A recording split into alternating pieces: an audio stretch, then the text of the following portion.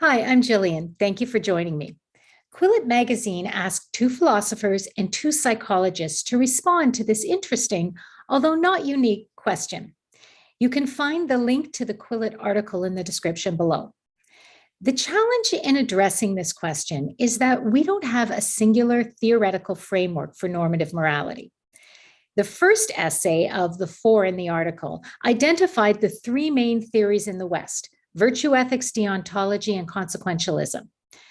There are other theories in the West as well, such as care ethics, and then there's the East.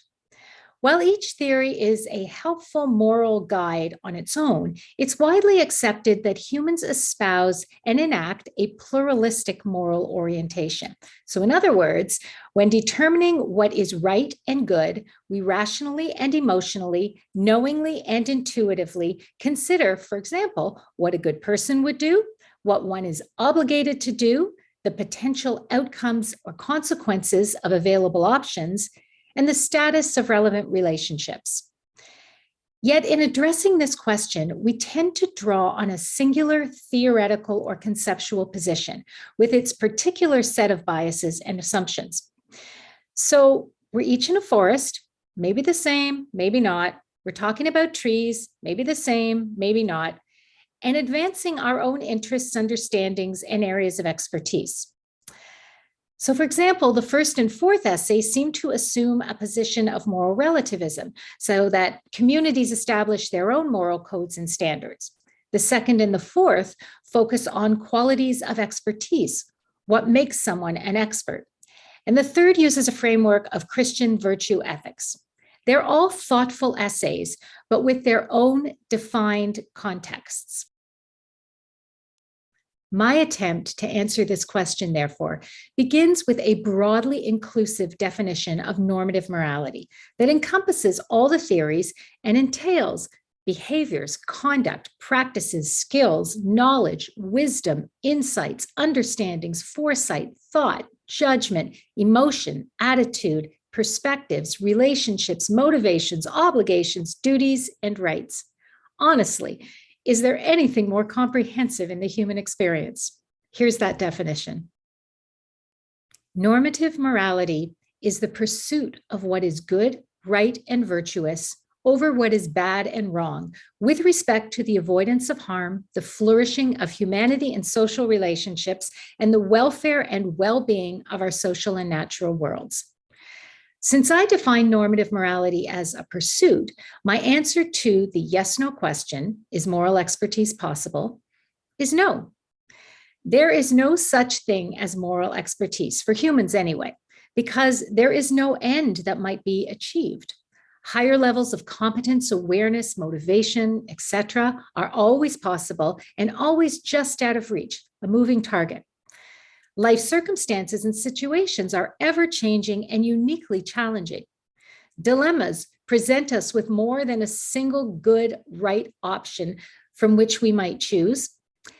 And we fail morally, particularly when we are tired, frustrated, and angry. Yet, when we call someone an expert, it implies that one has achieved the highest standard possible in all the relevant areas, that the highest plateau has been reached from which there is no going back. Once an expert, always an expert type of thing. It's hard to imagine how this could apply to morality. But I will suggest that some people are more morally enlightened than others, as philosophers and cognitive and behavioral psychologists have noted. They are further along the pursuit of goodness. These are people, for example, with the intrinsic motivation to do what is good, right, and virtuous, to avoid harm, and they go about their day attempting to do just that. People with the insight to judge what is good and right over bad and wrong. People with the self-awareness to know where and when they fall short, and people with the sensitivity to nurture genuine, caring relationships. We intrinsically know when we encounter such people. Secular and religious communities acknowledge them by their efforts and intentions, by the outcomes of those efforts, and by their ability to inspire goodness in others, among other qualities, but not as moral experts. I believe that it is a dangerous suggestion that a human can become a moral expert. It risks setting a low bar for morality. It risks a narrow definition of morality. It risks moral credentialing. It risks idolizing people, especially when they're alive. It risks perpetuating moral relativism over a singular human moral code. It risks undervaluing small acts of goodness and badness. It risks overvaluing the contributions of celebrities and those with stature and power.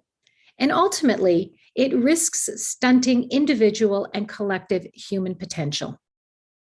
Instead of pondering moral expertise, I would like to pose another question, one that I feel offers more opportunity for debate and is of more significance to the human experience. And that question is moral progress possible? I sure hope so. And I would love to hear your thoughts in the comments below or message me on LinkedIn or Twitter. One last observation. All 4 essayists in the Quillette article identify as male. There is evidence that gender is relevant to discussions of morality, whether a function of nurture or nature. So let's add female, trans, non-binary, and gender expansive voices to this discussion.